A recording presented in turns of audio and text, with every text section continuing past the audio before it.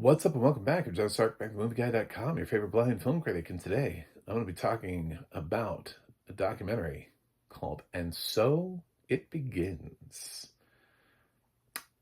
This is this is a documentary that began and then it ended. So it actually did what it told me it would do. It did begin. It's not entirely in English, although it does have a lot of English in it. It's Filipino, in nature, at least, but it does have plenty of people talking in English. This is meant, I would say, for English-speaking audiences, possibly also for people who speak uh, both, bilingual Filipino Americans, so that way they can understand everything. Although sometimes I argue that these films is sort of like watching. I made the same comment about No Other Land, where it's like, yes, that film is set in Gaza, and its central characters are Israeli and Palestinian. However, every time they have an opportunity to show you a news story, it's always a news story in English. So it's obviously they're gearing it towards English speaking audiences, which is why I think English speaking audio description should be assigned to that, not necessarily Israeli. Not the kind of audio description. It's not made for the country from which they're shooting it, if that makes any sense. The debate as to which audience it's aimed at. I would say this is aimed at Americans, so that should have English audio description. And it's to educate us on Filipino politics, which I was already sort of a little bit. I always just kind of thought the Philippines were fine. Like we've gotten some of their things, but like Jollibee, as the restaurant over here. I think that's you know, I've started to see that pop up. I know a lot of people who are of Filipino descent, and just I don't know. I've never really thought about the Philippines as anything that's like like, oh man, it sucks to be Filipino. I've always just thought it was like one of those countries that um, might have some specific issues to the country, but not necessarily like in danger. But this sort of goes into a little bit of the politics and how the leaders of the Philippines and how they keep sort of getting these corrupt leaders and this new one that they've just elected, and the structure of how that came to be.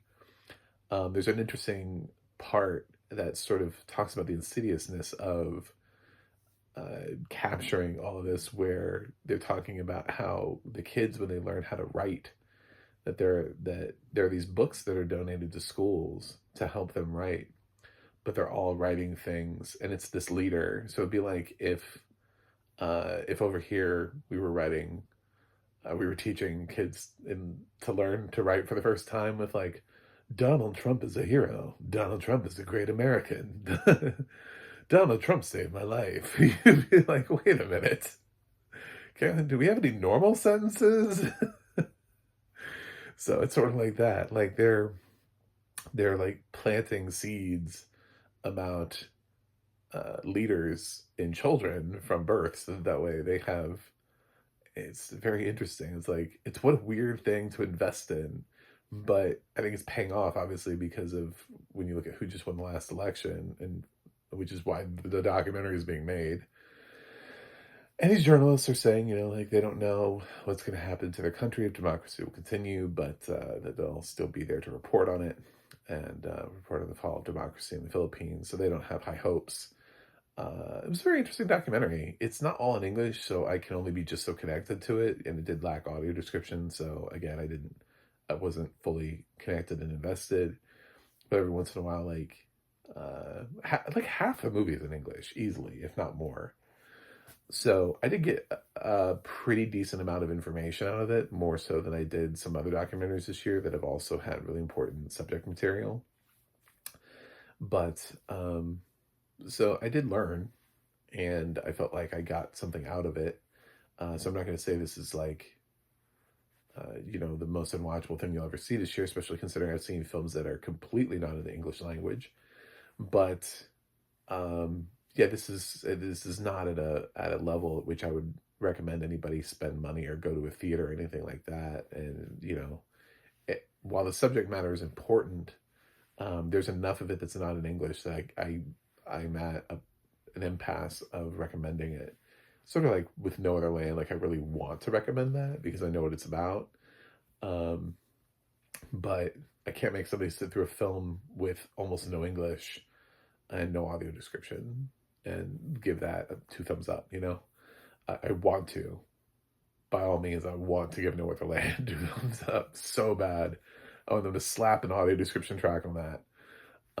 And this, yeah, I'd love to be able to give this a high grade, but I just can't.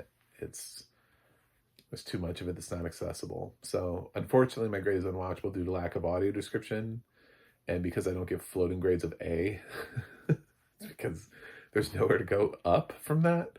It has a floating grade of an A minus. It could go down to a B plus, could go up to an A, somewhere up in that range. But I like the documentary, and I like documentaries like this. I always kind of mention I'm like a world on fire type of person. I enjoy documentaries that tend to shine a light on things more than I do documentaries that are just like birds are pretty. Let's look at some birds. Anyway, not that nature documentaries aren't like. I mean, for some people, that's what they want because the other shit's really depressing. But if I'm gonna say I wanna, I'm perfectly fine with learning about something that I didn't know about, especially if it's something I had no idea was going on. Something like The Cove, for example, I think it's one of my favorite documentaries because it's like I was like, what the fuck, you know, just like I had no idea this was going on, and I was so angry afterwards.